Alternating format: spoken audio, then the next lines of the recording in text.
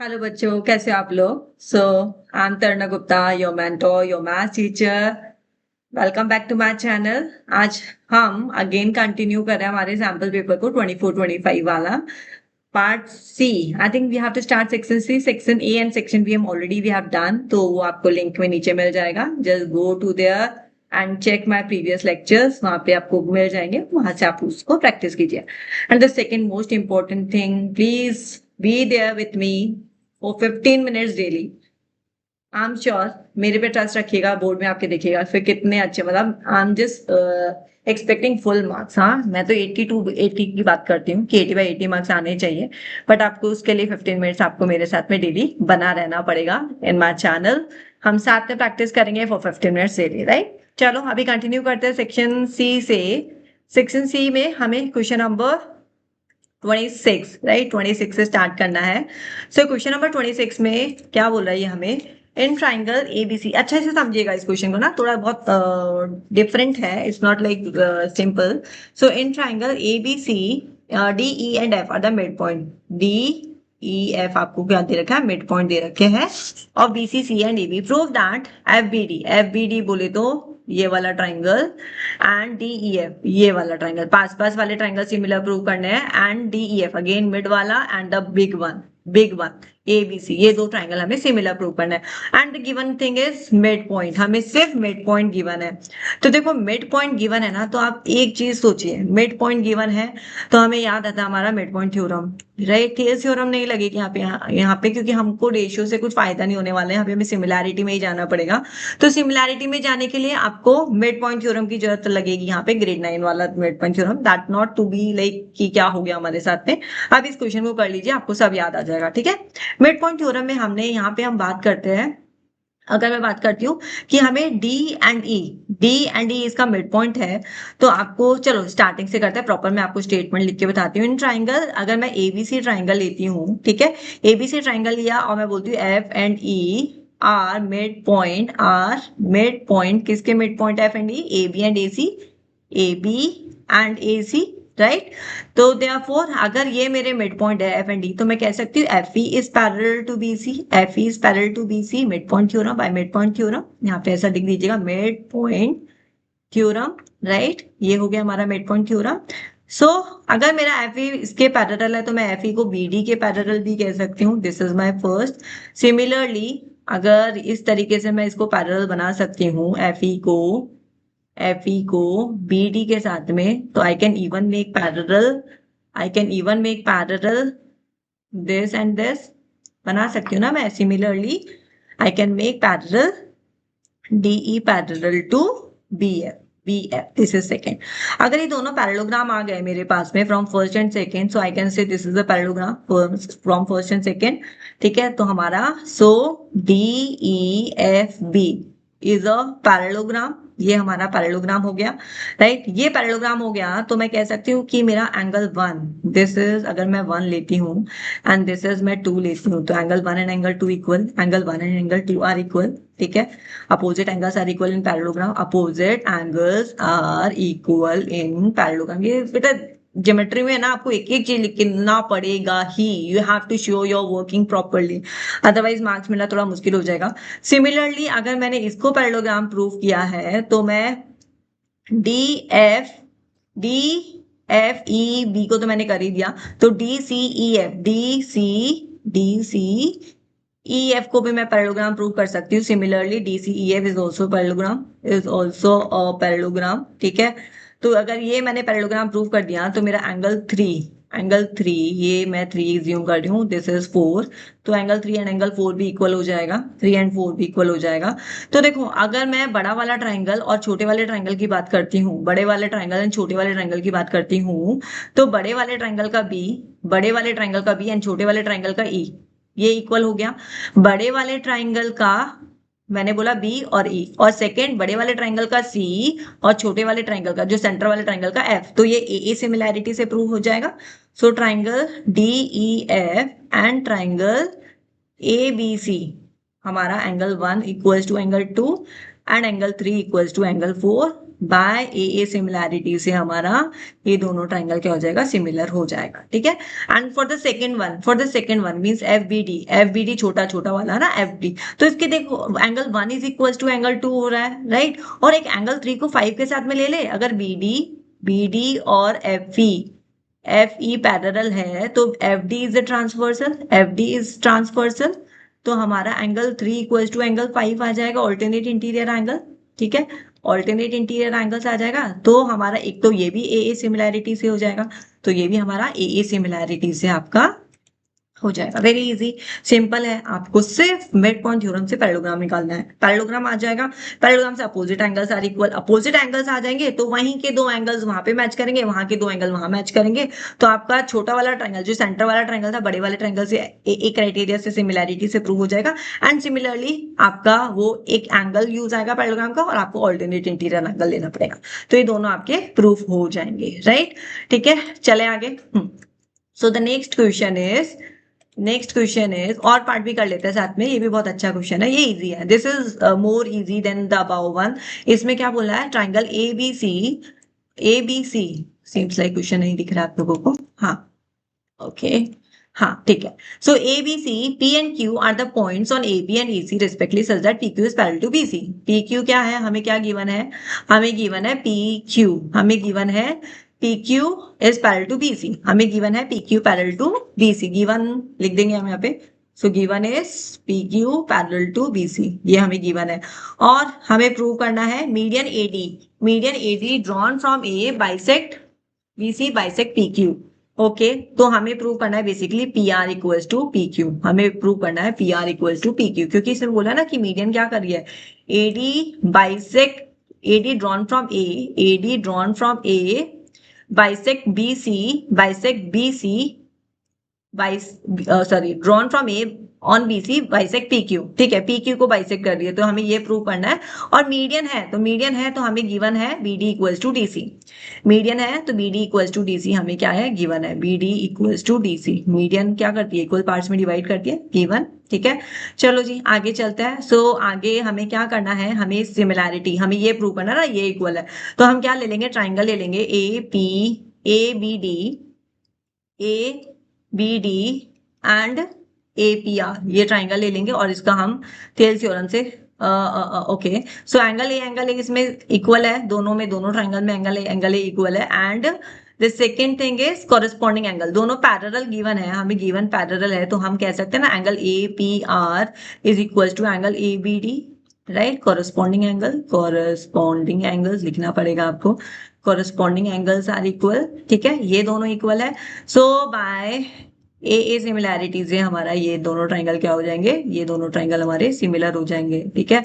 ये statement please आप mention करते रहना, क्योंकि मेरे को पास यहाँ पे स्पेस भी कम है और फिर आपको मुझे समझाना भी अच्छे से है। तो I can write down this AP upon AB, छोटा वाला साइड अपॉन बड़ा वाला साइड, क्योंकि हमने छोटा वाला ट्राइंगल से बड़ा वाला ट्राइंगल को सिमिलर लिया है, that is equals to PR upon BD that is equals to AR upon AD, ठीक है जी। तो ये हमारा आ गया फर्स्ट। सेकेंड, सिमिलरली हम राइट साइड वाले के लिए भी ऐसे ही सेम रेशियो निकाल लेंगे, सिमिलरली राइट वाले साइड के लिए भी हमारा ऐसे ही निकल जाएगा AR अपॉन RD। वो वर्किंग आपको दिखानी है, हाँ बी माइंडफुल, ऐसा नहीं कि मैम ने अभी दिखाया नहीं है तो आपको भी नहीं दिखाना है, ये have to show RQ upon DC, ठीक है। तो अब यहाँ पे देखो ना, बीच वाला मीडियन हमारा दोनों में इक्वल है, फर्स्ट एंड सेकंड में, तो हम क्या करेंगे, हम कोई सा भी एक रेशियो को इक्वेट कर देंगे, हम ये वाला रेशियो इधर से ले लेंगे PR बाय BD का, एंड यहाँ पे RQ बाय DC का, ये वाला रेशियो हम दोनों को इक्वेट कर देंगे, PR by BD equals to RQ by DC, ठीक है। अब हमें BD इक्वल टू DC तो गिवन है, अगर ये हमें गिवन है तो देयरफॉर हमारा PR इक्वल टू RQ आ जाएगा, हेंस प्रूव्ड, ठीक है जी। बेटा इसकी वर्किंग थोड़ा सा मैं मिस कर रही हूँ यहाँ पे, तो वो आपको बनाना है, अगर इनकेस आपको फिर भी प्रॉब्लम आती है ना, मुझे व्हाट्सएप कीजिए, मैं यहाँ पे पूरा PDF आपको सॉल्यूशन का डाल दूंगी, ठीक है। पर कॉन्सेप्ट वाइज मुझे लगता है आपको समझ में आ गया है, ठीक है। Okay, now move to question number 27। हाँ जी, विजिबल, परफेक्ट, ठीक है, चलता है। सो क्वेश्चन नंबर 27 में क्या बोल रहा है हमें, the sum of two numbers is 80 and the sum of their reciprocal is 9/40, find the number. देखो क्वेश्चन अच्छा है, बस आपको आराम से करना है, फोकस करके, ऐसा नहीं कि जल्दी जल्दी में गड़बड़ कर दो। तो हमारे को क्या गिवन है, x plus y equal to 18, ये गिवन है। और हमें बोला सम ऑफ द रेसिप्रोकल, इन्हीं का ही रेसिप्रोकल कर दो, तो ये हमें गिवन है 9/14। इसको हमें फर्दर सॉल्व करना पड़ेगा एलसीएम लेके सेकंड वाली इक्वेशन को। अगर मैं इसको सॉल्व करूंगी तो y by x upon x y equal to 9/40। फिर इसको क्रॉस मल्टीप्लाई कर लो, क्रॉस मल्टीप्लाई करूंगी तो 40 ब्रैकेट में x plus y equal to 9xy, right. अभी मैं देखूंगी ना तो मुझे x प्लस वाई का वैल्यू ऑलरेडी मेरी फर्स्ट इक्वेशन में था, मैं यहाँ से इसको पुट कर दूंगी, तो 40 ब्रैकेट में 18 इक्वल टू 9xy, राइट। तो एक्स वाई की वैल्यू मेरी यहाँ से आ जाएगी 9 2 जा 18, 80 आ गई है। एक्स वाई की वैल्यू मेरी क्या आ गई है, 80। तो यहाँ से मैं निकालूंगी y इक्वल टू 80/x, ठीक है। अब इसको मुझे करना पड़ेगा फर्स्ट वाली इक्वेशन में put, this is second, put in first, put in first, put कर दो फर्स्ट में, तो ये हो जाएगा x plus 80/x equals to 80। अब ये तुम्हारे पास में अच्छा खासा क्वाड्रेटिक इक्वेशन बनने वाला है।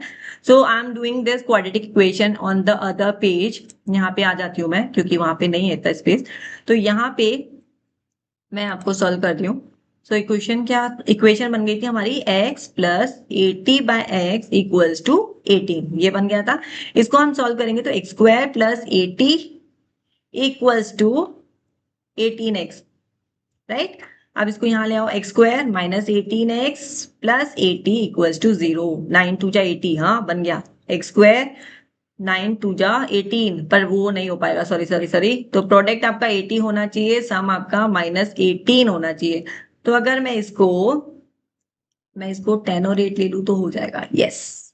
तो x square minus 10x minus 8x plus 80 that is equals to 0, x common, x minus 10 minus 8 x minus 10, तो x का वैल्यू हमारा आ गया 8 एंड 10। x का वैल्यू क्या आ गया हमारा 8 एंड 10। तो अभी मैं इसको दूसरे पेज में ले जाती हूँ, तो x का वैल्यू मेरा निकल के आ गया यहाँ पे x equals to 8 and 10, right. Similarly y का वैल्यू यहाँ पे निकाल लेना, y का वैल्यू इसमें पुट कर देना, तो y की वैल्यू क्या आ जाएगी, अगर मैं 8 पुट करूंगी तो 10 आ जाएगी, 10 पुट करूंगी तो 8 आ जाएगी। So you will get this to values over here, ठीक है। तो इसको इस तरीके से आपको करके दिखाना है, this way you have to show the working.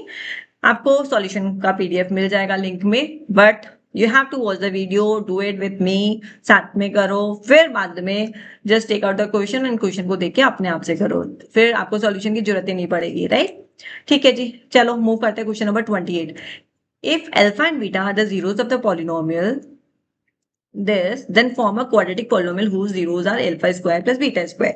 Fine है जी, तो अल्फा बीटा इसके जीरोस है, तो हम निकाल लेते हैं। अल्फा प्लस बीटा क्या हो जाएगा हमारा माइनस बी अपॉन ए, माइनस बी अपॉन ए क्या हो जाएगा 5/6, और अल्फा बीटा क्या हो जाएगा सी अपॉन ए, सी अपॉन ए बोले तो 1/6, 1/6।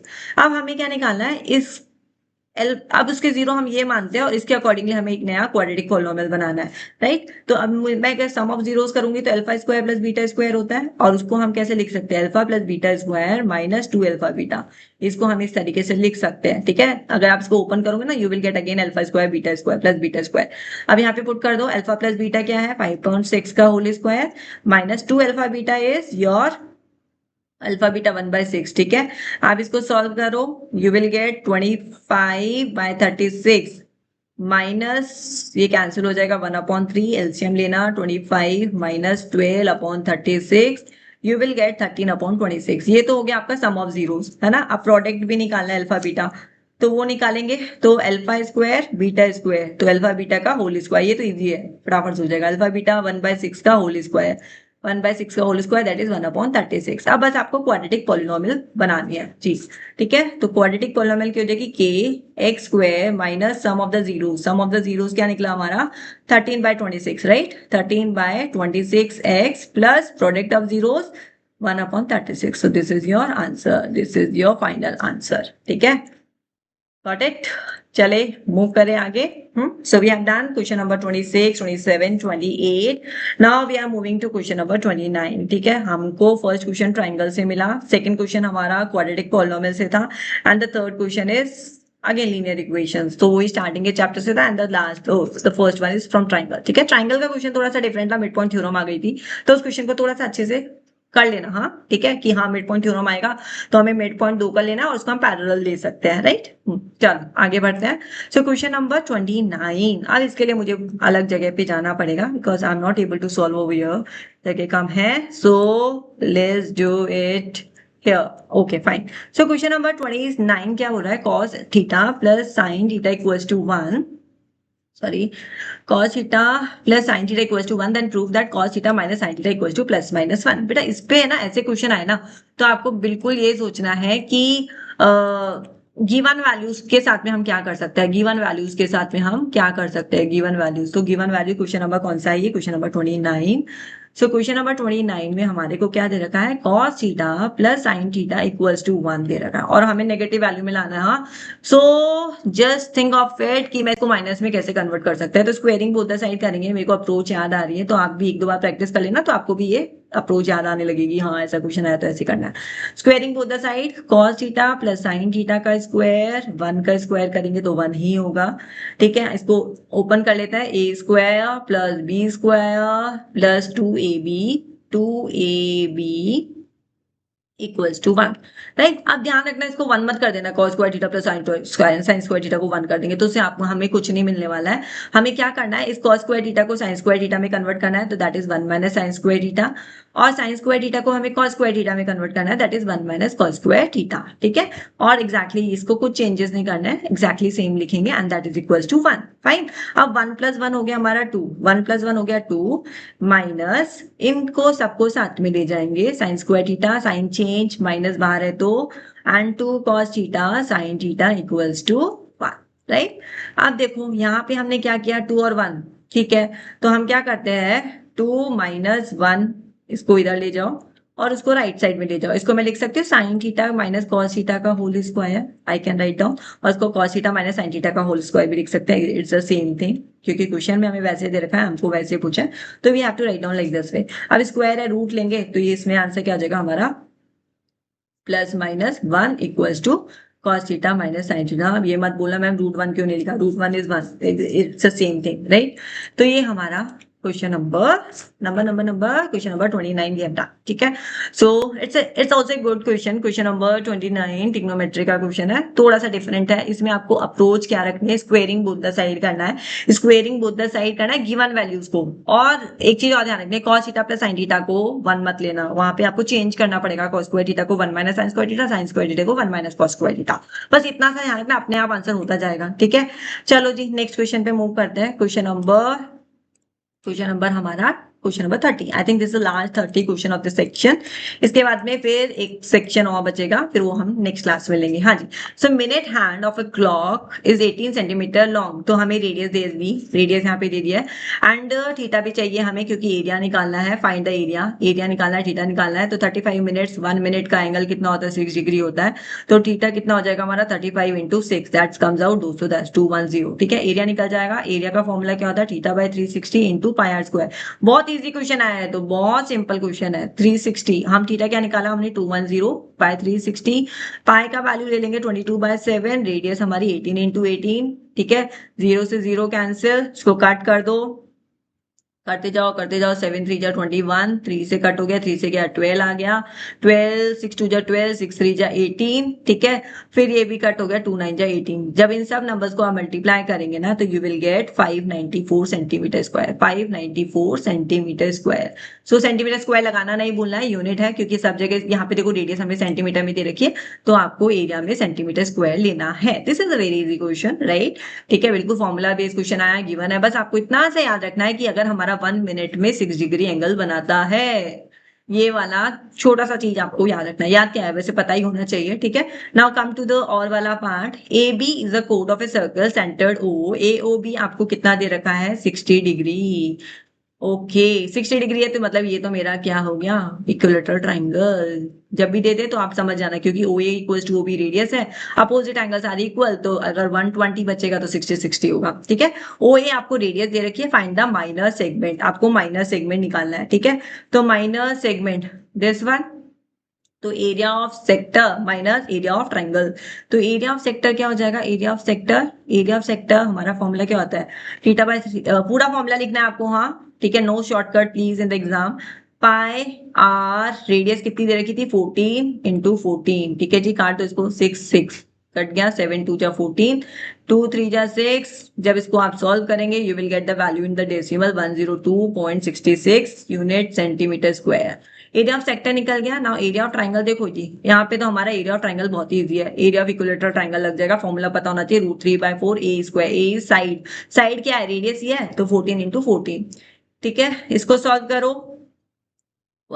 इसको हम 14 टू 14 116 है, ठीक है, इसको नहीं करेंगे 196, इसको हम क्या करते हैं, कट कर देते हैं पहले, तो ये हो जाएगा 2, ये हो जाएगा 7, ये हो गया 7 7 7 जा 49 इंटू 1.73, ये हो गया हमारा। इसको आप फर्दर सॉल्व करेंगे तो you will gate 84.77 centimetre square. अब हमें एरिया ऑफ सेक्टर, पूरे में से, इस सेक्टर में से ट्राइंगल माइनस करेंगे तो मिल जाएगा ना सेगमेंट, मिल जाएगा ना सेगमेंट, तो सेगमेंट क्या हो जाएगा, area of minor segment, minor segment पूरा लिखना है, area of minor segment that is equal to 102.66 minus 84.77, you will get, minus कर देना इसको, 17.89 सेंटीमीटर स्क्वायर, ठीक है, बहुत इजी क्वेश्चन आया। हाँ, this area related to circle, दोनों ही पार्ट वेरी इजी, ठीक है, सिंपल क्वेश्चन से इसमें आराम से होने चाहिए आपसे, क्योंकि ऊपर फॉर्मूला बेस है, नीचे वाला भी फॉर्मूला बेस है, ठीक है, तो इसमें आपको एरिया ऑफ सेक्टर का फॉर्मूला पता होना चाहिए, एरिया ऑफ माइनर सेगमेंट कैसे निकालते हैं, इक्विलेटरल ट्राइंगल है तो इक्विलेटरल ट्राइंगल का, हाँ वेरी वेरी इंपॉर्टेंट, मैं देखती हूँ ना मेरी क्लास में सम ऑफ द टाइम्स बच्चे भूल जाते हैं एरिया ऑफ इक्विलेटरल ट्राइंगल क्या होता है, दे आर लाइक हाँ क्या हो गया, and this is like we are learning from like since grade 6 7 से ही हम सीख रहे हैं एरिया ऑफ इक्विलेटरल ट्राइंगल, तो आपको भी याद होना चाहिए √3/4 ए स्क्वायर, याद नहीं है ना, just mention in your copy diary और वहां पे आप डेली रिवाइज कीजिए, ठीक है। चलिए हम आगे बढ़ते हैं, question number 31, prove that √3 is an irrational number, ठीक है, from real number, very very important question, 3 marks का क्वेश्चन है, मतलब इसको तो छोड़ना ही नहीं है। हाँ, जब आप एसएससी जैसे सब्जेक्ट पे क्वेश्चन आंसर इतने लर्न कर सकते हैं, हाँ इसका तो मतलब 2 3 बार प्रैक्टिस कर लो यार, प्रैक्टिस कर लो, इसका बहुत अच्छा क्वेश्चन है, 3 मार्क्स का तो छोड़ना ही नहीं है हमें, ठीक है। सो हाँ जी, मैं आपको ये क्वेश्चन का वर्किंग दिखा रही थी, जस्ट गिव मी सेकंड। हाँ, I can think that you can see now, yes, इसका वर्किंग बेटा इसी तरीके से लिखना है, इसमें तो इफ एंड बट ही नहीं है, ठीक है, मैं आपको समझा देती हूँ इसमें।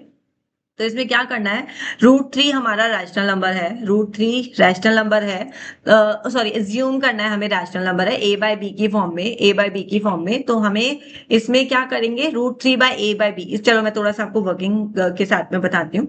तो इसमें आप क्या करना है, √3 को a/b के साथ में ले लेना, √3 को हम क्या ले लेंगे, √3 को, एक सेकेंड, नेक्स्ट पेज पे करते हैं, हाँ, तो √3 को हम ज्यूम कर लेंगे कि वो किसके इक्वल है, a/b की इक्वल है, ठीक है, a/b हमारे क्या रैशनल नंबर है, और a और b हमारे क्या हो जाएंगे, को प्राइम नंबर, को प्राइम नंबर्स, ठीक है, जिसका एचसीएफ क्या होता है, को प्राइम नंबर्स क्या होता है, जिसका एचसीएफ इज 1, ठीक है, जिसका एचसीएफ इज 1, या फिर इन द सिंपलेस्ट फॉर्म, ठीक है, आपको इस तरीके से कुछ भी लिखना है। फिर यहाँ पे आप जब देखोगे ना, तो ये क्या बोल रहा है कि √3 इक्वल टू a/b लिया, तो स्क्वेयरिंग बोथ द साइड करेंगे, हम इनको स्क्वेयरिंग बोथ द साइड करेंगे, तो हमारे पास में क्या आ जाएगा, स्क्वेयरिंग बोथ द साइड करने के बाद में 3 equals to a square upon b square, ठीक है, तो ये हम लिख सकते हैं इसको 3b square equals to a square, ठीक है। अगर 3 हमारा a स्क्वायर को डिवाइड कर सकता है तो 3a को भी डिवाइड कर सकता है, 3a स्क्वायर को डिवाइड करता है, a स्क्वायर को कर सकता है, तो 3 डिवाइड्स a, राइट, इतना समझ में आ गया। फिर हमें नेक्स्ट स्टेप में क्या करना, लेट करना है a इक्वल्स टू 3c, हमें एक और वेरिएबल को इसके अंदर इंसर्ट करना है, बिकॉज अभी हम कॉन्ट्राडिक्शन में ना, हम हमारे ही इस गिवन स्टेटमेंट को हम फॉल्स करने वाला है, तो 3b स्क्वायर इक्वल्स टू क्या हो जाएगा, इसमें हमने पुट किया 3c का होल स्क्वायर, तो 3b square equals to 9c square, ये कैंसिल हो जाएगा, ठीक है, तो ये हो गया b square equals to 3c square, ठीक है। अब क्या बोल रहे हैं हम, 3b स्क्वायर को डिवाइड कर रहा है तो 3b को भी डिवाइड करेगा, 3b स्क्वायर को डिवाइड कर रहा है, 3b स्क्वायर को डिवाइड कर रहा है, तो 3 क्या करेगा, 3b स्क्वायर को डिवाइड कर रहा है तो 3b को भी डिवाइड करेगा, राइट। तो फिर हम कह सकते हैं ना यहाँ पे कि हमारा ये बन जाएगा ना कि 3b को भी डिवाइड कर रहा है, 3a को भी डिवाइड कर रहा है, बट हमारे फर्स्ट स्टेटमेंट में हमने क्या बोला था, 1 ही ओनली कॉमन फैक्टर है a एंड b का, और यहाँ पे हमने तो 3 को भी लेकर आ गए कि कॉमन फैक्टर है, तो दस 3 is a common factor of a and b, so हम कहाँ पे आ गए, but this contradict the fact that a and b have no common factor other than 1, ठीक है, तो √3 क्या हो जाएगा, हमारा इरेशनल हो जाएगा, ठीक है। I will attach this working with my PDF, आपको बेटा इस तरीके से ही प्रैक्टिस करना है। हमने क्या किया, एक रैशनल नंबर को ज्यूम कर लिया, √3 के इक्वल है। फिर उसको बोला हमने ए और बी हमारा क्या है फैक्टर, ओनली 1 ही है इनके बीच में। फिर हमने 3 को भी बता दिया कि 3 भी कॉमन फैक्टर है। वो हो नहीं सकता ना, या तो हम रॉन्ग है या फिर हमने हमारा क्वेश्चन रॉन्ग है। तो हमने हमको खुद को भी प्रूव गलत कर दिया कि we are like contradiction is wrong, or contradiction or assumption is wrong. ठीक है, fine. So I think we have done our paper. Give me a second, let me check once more. हाँ जी, so question number 31 is done. ठीक है, ये आपको working में आपको पीडीएफ पे अटैच कर दूंगी, इसको अच्छे से समझ लेना, इसको 2-3 बार कॉपी में प्रैक्टिस कर लेना। आई एम श्योर फिर आप 2-3 टाइम्स इसको प्रैक्टिस कर लोगे ना, 2-3 टाइम्स, तो आप ये वाला क्वेश्चन आप आराम से कर सकते हो, चाहे फिर √3 आए, √5 आए, √7 आए, रूट कुछ भी आए, ठीक है ना, √11 आए, तो आप आराम से प्रूव कर सकते हो कि ये राशनल नंबर है। ठीक है, चलो जी, ओके बाय। प्रैक्टिस जरूर से करना, हमें full out of full marks लाने हैं। तो ठीक है, तो daily 15 minutes, 15 to 20 minutes do practice with me. This paper, this sample paper, the board paper, बहुत सारे करने वाले हैं। डेली दे दो प्लीज 15 मिनट्स। हाँ, फुल मार्क्स लाएंगे फिर। हाँ चलो, okay bye, see in the next class, bye.